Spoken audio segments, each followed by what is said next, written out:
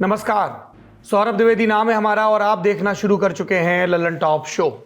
एक शब्द है, एक व्यक्ति है, एक नाम है जिसके इर्द गिर्द खबरें चल रही हैं, आरोप चल रहे हैं, अंकों की धड़कन चल रही है, सेंसेक्स चल रहा है, चल रही है चौक चौराहों पर बहस जो अब देश की सबसे बड़ी पंचायत संसद तक पहुंच चुकी है। और इस बहस को शुरू हुए अभी 2 दिन भी नहीं बीते हैं और अगर कैलेंडर में दिनों पर गोला लगाएं सार्वजनिक विमर्श का तो 15 दिन हो गए हैं। खबरों की सुई अटकी है अडानी के इर्द गिर्द।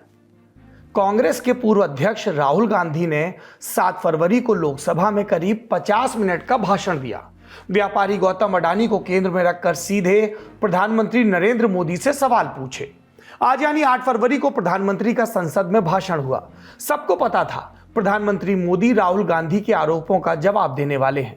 राहुल गांधी आरोपों की लंबी फेहरिस्त रखते हुए कुछ पॉइंटेड सवाल पूछ चुके थे। क्या सवाल थे, रिवाइज कर लेते हैं, फिर रिस्पॉन्स पर आएंगे। पहला, अडानी जी आपके साथ कितनी बार विदेश गए? दूसरा, आपके विदेश जाने के बाद अडानी कितनी बार उस देश गए? तीसरा, जिस देश में अडानी को कॉन्ट्रैक्ट मिला वहां आप कब गए? चौथा, आपके विदेश दौरे के बाद उस देश में अडानी को कब कॉन्ट्रैक्ट मिला? और पांचवा, अडानी जी ने पिछले 20 साल में बीजेपी को कितना पैसा दिया? इन सवालों का बीजेपी के कई नेताओं ने अपने अपने ढंग से जवाब दिया। किसी ने व्हाट अबाउटरी की तो कोई मौजूदा प्रसंग पर आया, किसी ने गांधी परिवार और उस पर लगे भ्रष्टाचार के आरोपों और कांग्रेस पर लगे आरोपों को दोहराया। लेकिन सबकी नजर प्रधानमंत्री नरेंद्र मोदी पर थी। क्या प्रधानमंत्री इन सवालों के पॉइंटेड जवाब देंगे? और ध्यान इस पर भी कि राष्ट्रपति के अभिभाषण में जो धन्यवाद प्रस्ताव चल रहा है उसमें अपनी उपलब्धियां बताई जाएंगी या सिर्फ विपक्ष को लक्ष्य किया जाएगा। और एक संभावना यह भी कि कहीं आरोप के बदले आरोप ही ना दे दिए जाएं। तो आज के लल्लन टॉप शो में इन्हीं सब पर विस्तार से बात होगी। दोपहर के 3:30 बजे संसद में प्रधानमंत्री के भाषण का वक्त था, लेकिन 3:50 पर पीएम मोदी के बोलने की बारी आई। शुरुआत उन्होंने राष्ट्रपति को धन्यवाद के साथ की। उनके आते ही विपक्ष की तरफ से अडानी और जेपीसी गठन का शोर होने लगा। लोकसभा अध्यक्ष ओम बिरला ने जैसे तैसे विपक्षी सांसदों को चुप कराया। दोबारा जब बोलना शुरू किया तो क्या कहा, पहले वो सुनिए। अपनी रुचि, प्रवृत्ति, प्रकृति के अनुसार सबने अपनी बातें रखी और जब इन बातों को गौर से सुनते हैं, उसे समझने का जब प्रयास करते हैं तो ये भी ध्यान में आता है कि किसकी कितनी क्षमता है, किसकी कितनी योग्यता है, किसकी कितनी समझ है और किसका क्या इरादा है। ये सारी बातें प्रकट होती ही हैं और देश भली भांति तरीके से उसका मूल्यांकन भी करता है। यहां पर प्रधानमंत्री ने राहुल गांधी के पिछले दिन के भाषण पर इशारों में हमला किया, लेकिन सवाल तो अडानी के मुद्दे का था। सबको उम्मीद थी कि आज प्रधानमंत्री इस पर जरूर बोलेंगे। भाषण करीब 1.5 घंटा चला। इस दौरान उन्होंने कांग्रेस नीति यूपीए के 2004 से 2014 के कार्यकाल पर घेरेबंदी की, दुष्यंत कुमार की तुम्हारे पांव के नीचे जमीन नहीं वाली कविता पढ़ी, यूपीए कार्यकाल को घोटाले के आरोपों पर घेरा, बम धमाकों का जिक्र किया, रोजगार के मसले पर एक कहानी भी सुनाई। एक बार जंगल में 2 नौजवान शिकार करने निकली गए और वो गाड़ी में अपनी बंदूक नीचे उतार करके थोड़ा टहलने लगे। उन्होंने सोचा कि थोड़ा अभी आगे चलना है तो थोड़ा जरा हाथ पैर ठीक कर ले, लेकिन गए थे तो बाघ का शिकार करने के लिए और उन्होंने देखा आगे जाएंगे तो बाघ मिलेगा। लेकिन हुआ ये कि वहीं पर बाघ दिखाई दिया। अभी नीचे उतरे थे, अपनी गाड़ी में बंदूक वहीं पड़ी थी। बाघ दिखा, करे क्या? तो उन्हें लाइसेंस दिखाया कि मेरे पास बंदूक का लाइसेंस है।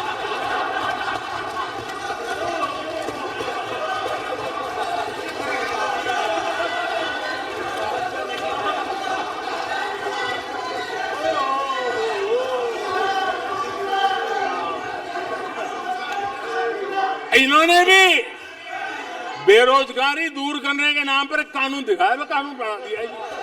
अरे देखो कानून बना दिया है, ये इनके तरीके से पल्ला झाड़ दिया।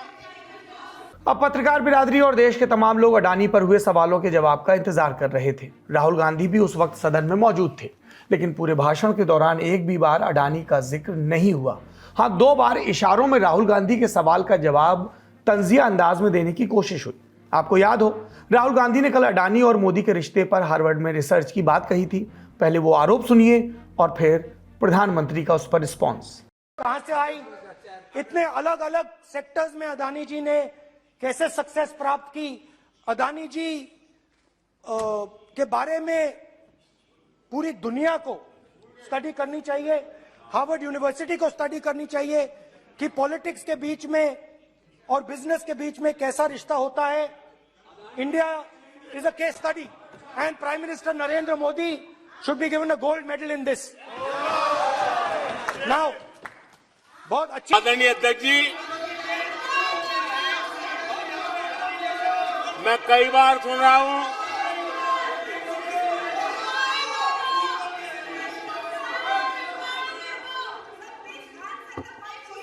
माननीय अध्यक्ष जी, मैं कई बार सुन रहा हूं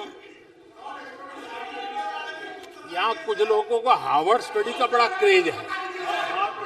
हार्वर्ड स्टडी है, बड़ा क्रेज है।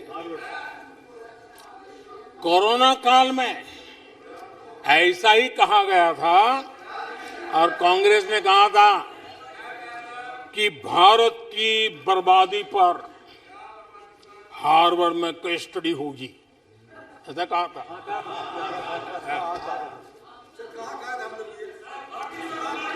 और कल फिर सदन में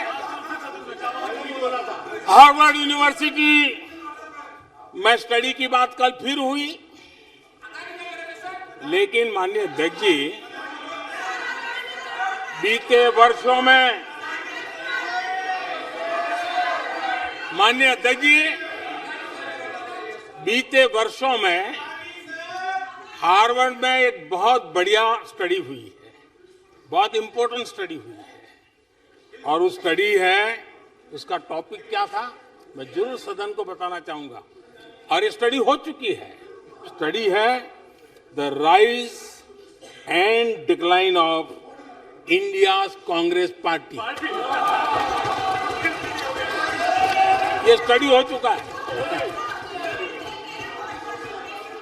और मुझे विश्वास है अध्यक्ष जी, मुझे विश्वास है भविष्य में कांग्रेस की बर्बादी पर सिर्फ हार्वर्ड नहीं, बड़े बड़े विश्वविद्यालयों में अध्ययन होना ही होना है और डुबाने वाले लोगों पर भी होने वाला है। राहुल गांधी ने जिस चुटीले अंदाज में हार्वर्ड का जिक्र किया था, जवाब भी उसी अंदाज में आया। लेकिन पीएम ने अडानी की जगह कांग्रेस पर रिसर्च की बात कही। जो पिन पॉइंटेड सवाल थे, उनका जवाब उसी क्रम में नहीं दिया गया। लेकिन एक मसले पर इशारों में प्रधानमंत्री ने जरूर जवाब दिया। राहुल गांधी ने दूसरे देशों पर दबाव बनाकर अडानी को कॉन्ट्रैक्ट दिलाने का आरोप लगाया था। श्रीलंका और ऑस्ट्रेलिया जैसे मुल्कों का उदाहरण दिया था। इस पर भी बिना अडानी का नाम लिए प्रधानमंत्री ने कुछ जवाब दिया। और हमारे अड़ोस पड़ोस में भी जिस प्रकार से हालत बने हुई है, ऐसी स्थिति में माननीय अध्यक्ष जी, कौन हिंदुस्तानी इस बात पे गर्व नहीं करेगा कि ऐसे समय में भी देश दुनिया की 5वीं बड़ी अर्थव्यवस्था बना है। ये देश के लिए गर्व की बात है। ये देश के लिए गर्व की बात है। 140 करोड़ देशवासियों के लिए गौरव की बात है। लेकिन मुझे लगता है, पहले मुझे नहीं लगता था, लेकिन अभी लग रहा है शायद इससे भी कुछ लोगों को दुख हो रहा है। इसके अलावा भाषण के ज्यादातर हिस्से में पीएम मोदी ने अपने कार्यकाल की उपलब्धियों को गिनाया।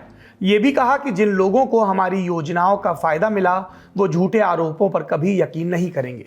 लेकिन कुछ जरूरी सवाल छूट गए। अडानी पर शेल कंपनियों और बेनामी संपत्ति के आरोपों पर कुछ नहीं बोला गया। पीएम मोदी के भाषण के बाद राहुल गांधी का फिर जवाब आया, सुनिए। मैंने ये पूछा है आपके साथ कितनी बार गए हैं, वहां कितनी बार मिले हैं, तो सिंपल से सवाल थे, जवाब नहीं दिया। It reveals the truth. ये मतलब स्पीच से सच्चाई दिखती है कि अच्छा इंक्वायरी की बात नहीं हुई। अगर मित्र नहीं है तो ये कहते ठीक है मैं इंक्वायरी करा देता हूं। इंक्वायरी की बात नहीं हुई। डिफेंस इंडस्ट्री है, वहां पे शेल कंपनीज हैं, बेनामी पैसा घूम रहा है, उसके बारे में प्रधानमंत्री ने कुछ नहीं कहा। तो मतलब क्लियर है कि प्रधानमंत्री उनकी रक्षा कर रहे हैं, उनको प्रोटेक्ट कर रहे हैं। दोनों तरफ से सवाल जवाब के बाद अब आ जाते हैं आरोपों और तथ्यों की महीन लकीर पर। राहुल गांधी ने संसद में अडानी और प्रधानमंत्री नरेंद्र मोदी के संबंधों को स्थापित करने के लिए 2 तस्वीरें दिखाई। भाषण के उस हिस्से को सदन की कार्रवाई से स्पीकर ने हटा दिया, इसलिए हम उस हिस्से को आपको नहीं दिखा सकते। लेकिन ये तस्वीरें इंटरनेट से नहीं हटाई जा सकती। इन तस्वीरों पर पीएम मोदी कुछ नहीं बोले, लेकिन चर्चा खूब है। पहली तस्वीर जिसमें पीएम मोदी गौतम अडानी के साथ एक चार्टर्ड प्लेन में बैठे हैं, बीच में बैठे हैं बिजनेसमैन वैभव कांत उपाध्याय। ये फोटो भी उन्हीं की वेबसाइट वैभव.org पर पोस्ट की गई थी। पोस्ट में यह नहीं लिखा गया कि तस्वीर कब खींची गई, न ही यात्रा के बारे में कोई और जानकारी दी गई। 2017 में ये फोटो वायरल हुई और कुछ ही समय बाद इसे वेबसाइट से हटा दिया गया।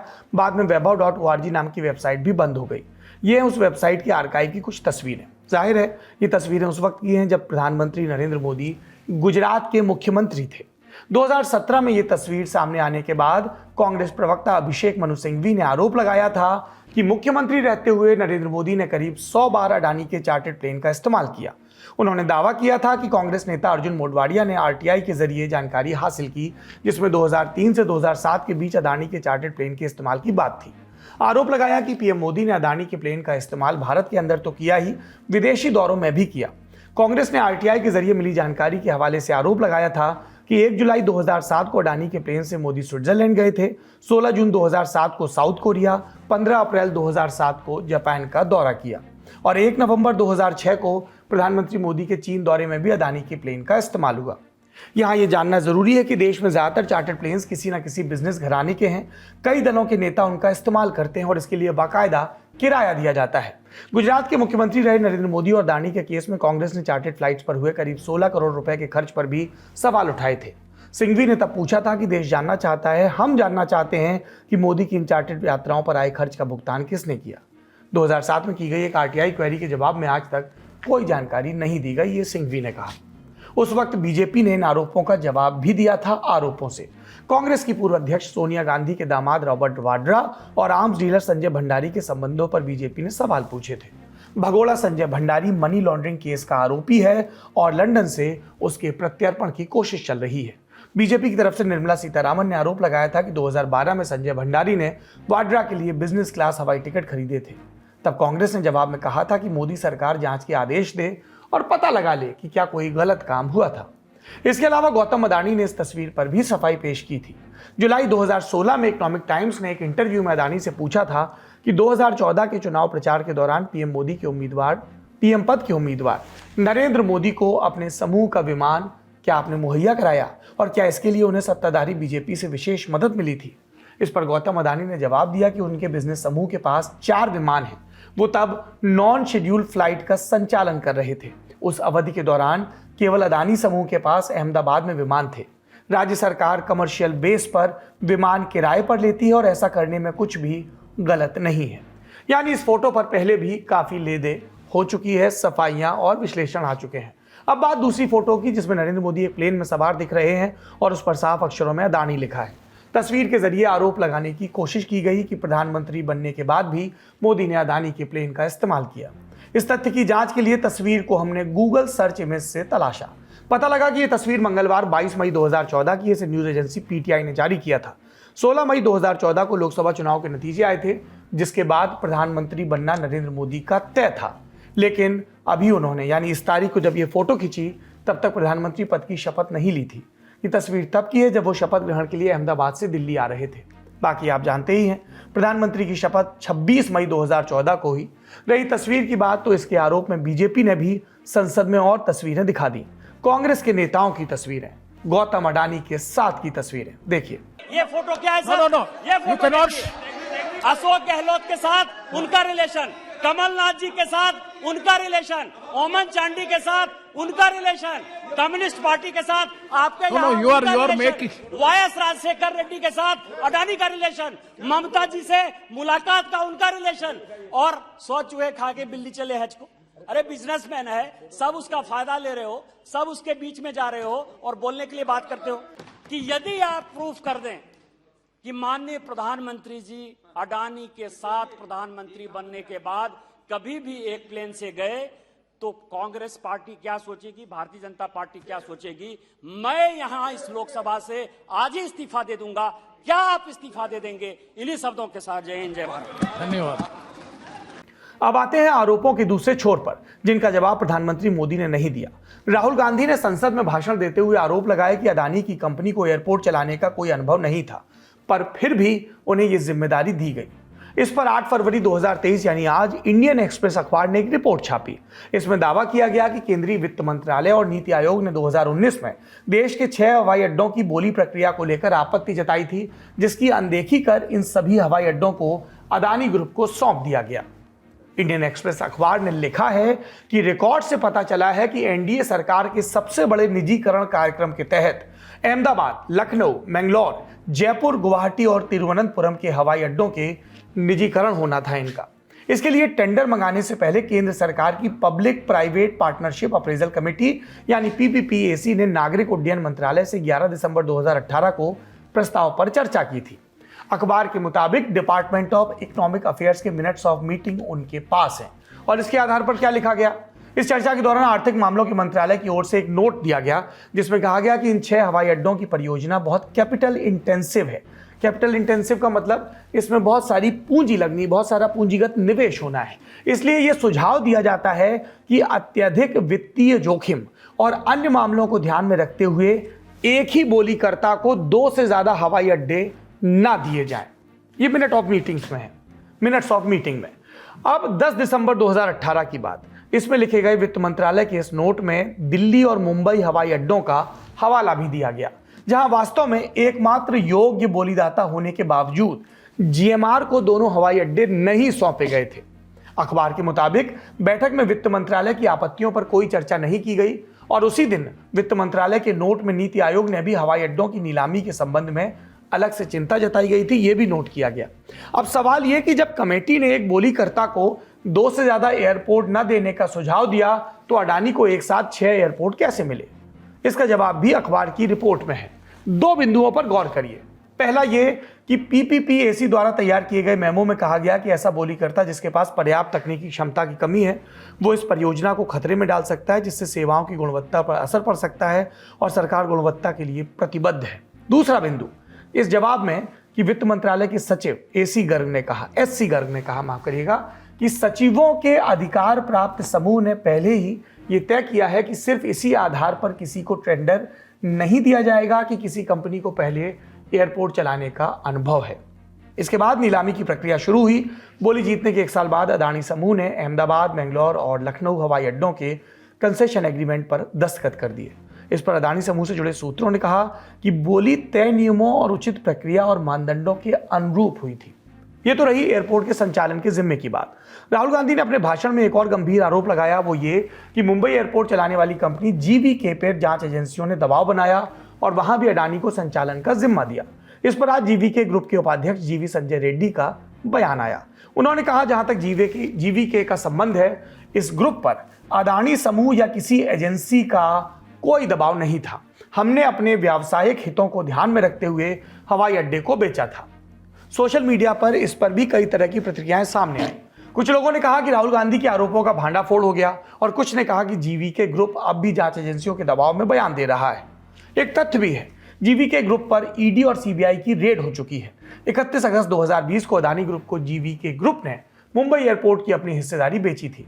इंडियन एक्सप्रेस अखबार के मुताबिक संयोग से हिस्सेदारी बेचने से पहले जीवीके को कई जांच एजेंसियों का सामना करना पड़ा। अडानी से पहले मुंबई एयरपोर्ट चलाने वाले जीवीके ग्रुप पर अंतर्राष्ट्रीय हवाई अड्डे के विकास में अनियमितताओं के लिए मनी लॉन्ड्रिंग का आरोप भी लगा था। ईडी ने इस ग्रुप के कार्यालयों में, जिसमें मुंबई में उनके प्रमोटरों के घर भी शामिल हैं, छापेमारी की थी। 7 जुलाई 2020 को ईडी ने जीवीके समूह और उसके अध्यक्ष जीवीके रेड्डी, उनके बेटे जीवी संजय रेड्डी के खिलाफ मनी लॉन्ड्रिंग विरोधी कानून यानी पीएमएलए एक्ट की धारा 3 के तहत शिकायत दर्ज की थी। सीबीआई ने 27 जून को उन पर मुंबई अंतर्राष्ट्रीय हवाई अड्डे के विकास में अनियमितताओं का आरोप भी लगाया था। यह सारा घटनाक्रम उसी वक्त हो रहा था जब अदानी ग्रुप मुंबई एयरपोर्ट के संचालन का जिम्मा लेने की कोशिश में था, लेकिन अब जीवीके ग्रुप के उपाध्यक्ष जीवी संजय रेड्डी का बयान आ चुका है कि उन पर कोई दबाव नहीं बनाया गया। जमीन अधिग्रहण की बात हो रही है। राहुल गांधी ने अपने हिस्से के आरोप लगाए और उनके काउंटर में अमेठी से राहुल गांधी को हराकर सांसद बनी और अब नरेंद्र मोदी की मंत्रिपरिषद का हिस्सा स्मृति ईरानी, उन्होंने भी कुछ जवाब दिए हैं जिसमें आरोप राहुल गांधी और उनके परिवार पर हैं और अमेठी के संदर्भ में है। सुनिए। 623 रुपए का रेंट 30 साल तक अमेठी के गरीब नागरिकों को ये बार बार कहा गया कि आपके लिए मेडिकल कॉलेज खोल देंगे जी। लेकिन आज अगर कोई अमेठी गया है तो जानेगा कि जिस धरती पर वो कॉलेज खोलने की बात कर रहे थे उस परिवार ने अपने लिए गेस्ट हाउस बनाया। आरोप प्रत्यारोप का दौर चलता रहेगा, लेकिन सवाल यह कि क्या सिर्फ बीजेपी शासित राज्यों में ही अडानी को काम मिला? जिस तरह से विपक्ष अडानी को सामने रखकर बीजेपी को घेरता है, क्या उनके राज्यों में अडानी का निवेश नहीं है? उन राज्यों के नाम नोट करिए जहां अडानी को बड़े प्रोजेक्ट मिले और भाजपा नहीं, विपक्षी दलों का शासन है। छत्तीसगढ़, कांग्रेस की सरकार, 25,000 करोड़ का निवेश जिसमें कोयला खदानें हैं। हसदेव अरण्य विवाद भी इसी का हिस्सा है। राजस्थान, कांग्रेस सरकार, 65,000 करोड़ के निवेश का वादा। छत्तीसगढ़ में राजस्थान की कोल खदानें भी अडानी के पास है। केरल, लेफ्ट फ्रंट की सरकार, 7,400 करोड़ जिसमें पिजिंजम बंदरगाह भी शामिल है। बंगाल, ममता बनर्जी की सरकार, 35,000 करोड़ का निवेश। आंध्र प्रदेश, जगन रेड्डी की सरकार, 60,000 करोड़ का काम। ओडिशा, नवीन पटनायक सरकार, 57,000 करोड़ के प्रोजेक्ट। तमिलनाडु, स्टालिन की सरकार, 4,500 करोड़ जिसमें रामनाथपुरम सोलर प्लांट भी शामिल है। यहां हमने न्यूनतम निवेश की राशि बताई है। जहां जहां प्रोजेक्ट के नाम है वहां राशि संबंधित प्रोजेक्ट्स की है। जहां समूह के हित एक से ज्यादा क्षेत्रों से जुड़े हैं वहां कुल निवेश की राशि बताई गई है। इन आंकड़ों में कुछ सुधार भी संभव है। विपक्षी राज्यों में निवेश को लेकर स्वयं गौतम अडानी स्थिति साफ कर चुके हैं। एक निजी समाचार चैनल से बातचीत के दौरान उन्होंने कहा था, मेरा बिजनेस देश के 22 राज्यों में फैला है जिसमें सभी पर बीजेपी का शासन नहीं है। इससे खुशी की बात और क्या हो सकती है? हम हर राज्य में अधिकतम निवेश करना चाहते हैं। हमें किसी राज्य सरकार से कोई समस्या नहीं है। हम वाम शासित केरल में भी काम कर रहे हैं, ममता दीदी के पश्चिम बंगाल में, नवीन पटनायक जी के ओडिशा में, जगन मोहन रेड्डी के राज्य आंध्र प्रदेश में, यहाँ तक कि केसीआर के राज्य तेलंगाना में भी काम कर रहे हैं। मैं दावे के साथ कह सकता हूं मुझे किसी भी सरकार से बिजनेस में कभी भी परेशानी नहीं हुई। यानी अडानी का काम में और बीजेपी के साथ विपक्ष के राज्यों में भी बीते दिनों में विस्तार हुआ है। राजनीति और उद्योग का गठजोड़ हर तरफ है। जहां तक बात अडानी की गड़बड़ियों की है तो विपक्ष जेसीपी की मांग कर रहा है, लेकिन सरकार इसमें जरा भी दिलचस्पी नहीं दिखा रही। किसी राज्य या देश में किसी उद्योग घराने का निवेश यहाँ चर्चा या आलोचना का मुद्दा नहीं है। मुद्दा यह है कि निवेश करने वाले को क्या गैर कानूनी ढंग से फायदा पहुंचाया गया, हाँ या नहीं। तंत्र का जो हिस्सा है उन्होंने अपना काम ठीक से किया, जिनका काम निगरानी का है उन्होंने ठीक से किया। सभी चाहते हैं देश और देश के औद्योगिक घराने आगे बढ़ें, रोजगार का सृजन हो, लेकिन सभी चाहते हैं कि नियम सबके लिए बराबर हो और किसी के हिस्से में पक्षपात नहीं हो। और जनता क्या चाहती है? अपने हिस्से के जवाब चाहती है, जबकि उसको हर तरफ से मिलती है वॉट अबाउटरी। हमने ये किया, तुम कह रहे हो, पर तुमने क्या किया था? पहले इस पर सफाई दो। पहले कौन किस पर सफाई दे, इसके चक्कर में पूरी की पूरी मर्यादाएं साफ हो जाती हैं। आज का लल्लन टॉप शो यहीं पर समाप्त होता है, पर एक सूचना भी बाकी है। 3 पूर्वोत्तर राज्यों में चुनाव है और इसको लेकर 9 फरवरी से हमारी चुनाव यात्रा शुरू हो रही है। त्रिपुरा, नागालैंड और मेघालय, यहाँ पर हम चुनाव कवर करेंगे। सबसे पहले त्रिपुरा जाएंगे, अगरतला से शुरुआत होगी। अगर आप इन राज्यों में रहते हैं और हमारी चुनावी कवरेज का हिस्सा बनना चाहते हैं, अपने हिस्से का विश्लेषण बताना चाहते हैं, समस्याएं बताना चाहते हैं, तो हमसे संपर्क करें। हमारा पता है chunav@lallantop.com। अपना और अपनों का ख्याल रखिए। शुभ रात्रि। सिर्फ 59 रुपये महीने में पाइए यूट्यूब पर LT प्रीमियम। किसी भी प्लेटफॉर्म से 3 दिन पहले देखिए हमारे प्रीमियम प्रोग्राम जैसे guest in the news room, किताब वाला आदि।